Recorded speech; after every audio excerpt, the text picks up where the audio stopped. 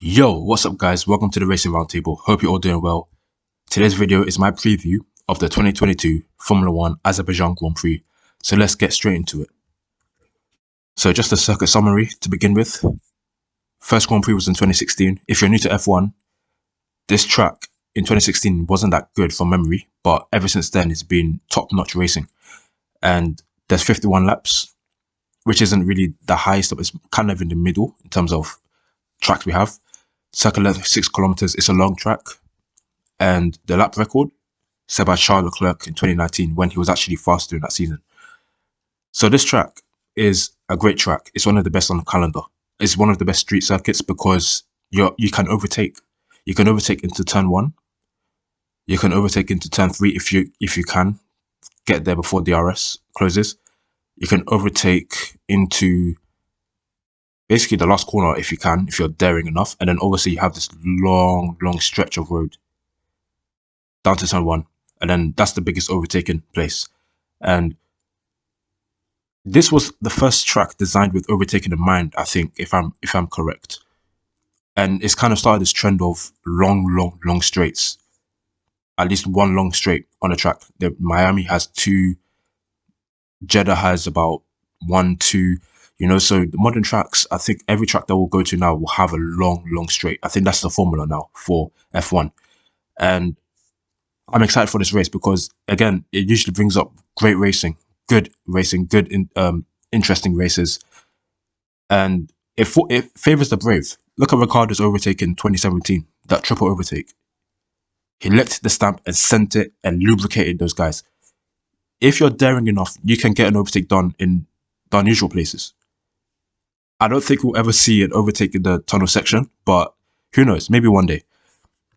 And so for my kind of storylines, I'm gonna refer to F1 because they've pretty much summarized a couple of my storylines, which is number 1, Charles Leclerc and Ferrari, because Ferrari have been slacking, man. They've been dropping off. They've been terrorizing their own drivers, screwing Leclerc up last race.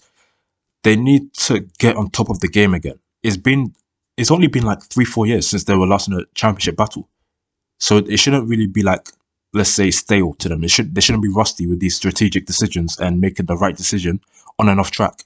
Red Bull have been in a championship battle mainly since last year. And before that it was 2013. But they were still good. They were still good at strategic decisions, pit stop decisions, on and off the track decisions. They were good. So Ferrari doesn't really have an excuse to be slacking like this at all. Because they've really screwed. Charles had like a 40-point lead. And now he's got a deficit. It's crazy. And Perez is now in the championship battle. We'll see how long that lasts. But Ferrari need to really, what we say in London is pattern up. Which basically means fix up. And get your head together. And soldier on. Because these guys, they've been really affecting their drivers negatively. They need to really fix up because we can't have another runaway championship winner, can we? So that's what most F1 fans say. So let's hope that from now on, they fix up.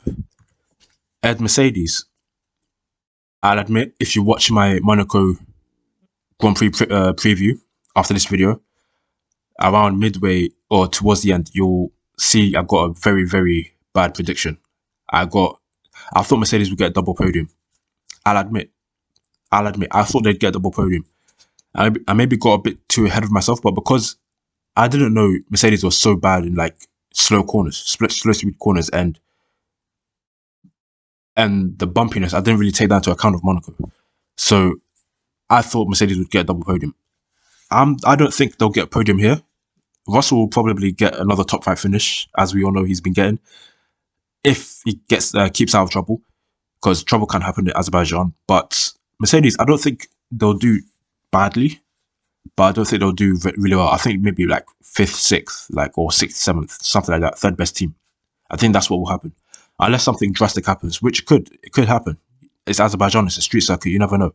Something could happen, and it could fall into Lewis's lap, George's lap, Bottas's lap, Gasly's lap, Tsunoda's lap, who knows?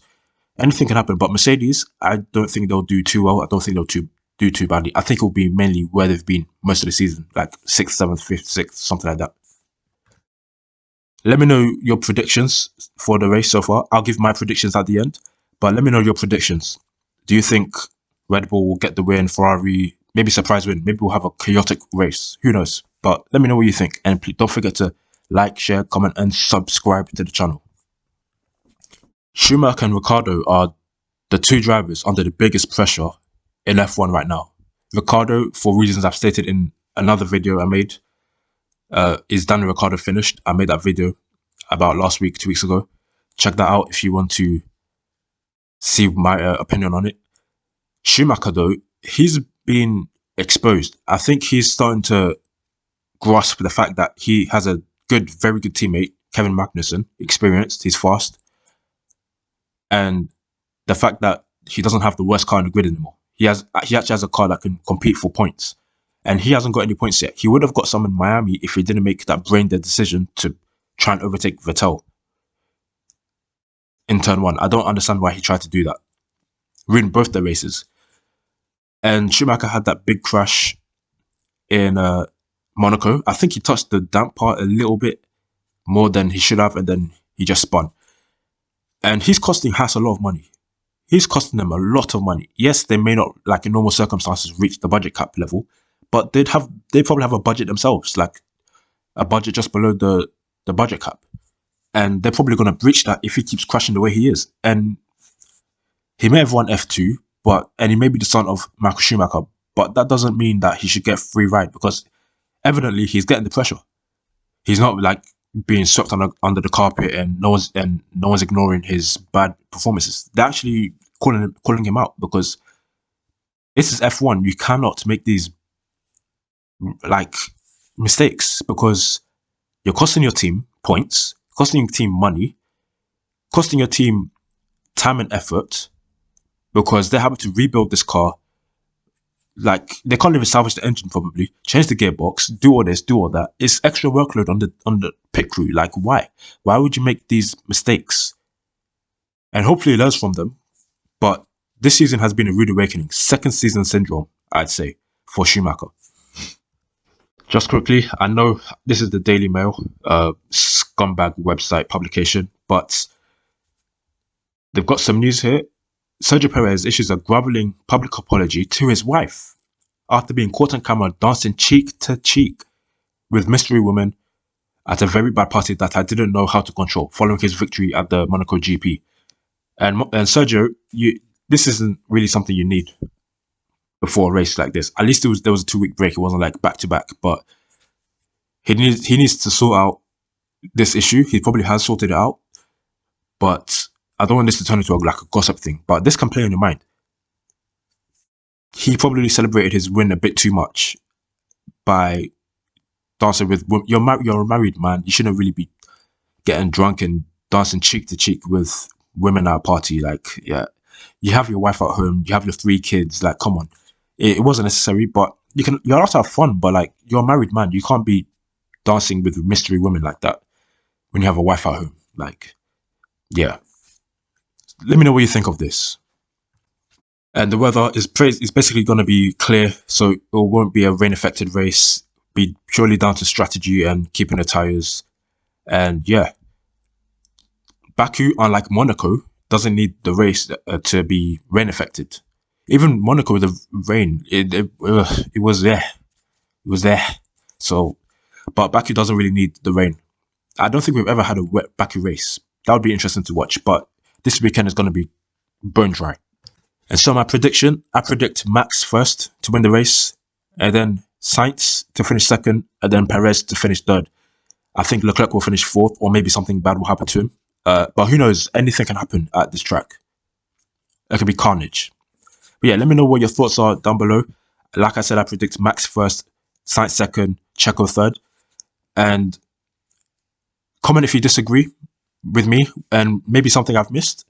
And thank you for the recent subscribers. I got 2 new subscribers in the past week. And don't forget to please like, share, comment, and subscribe. Thanks for watching. See you in the next video. Adios. Goodbye.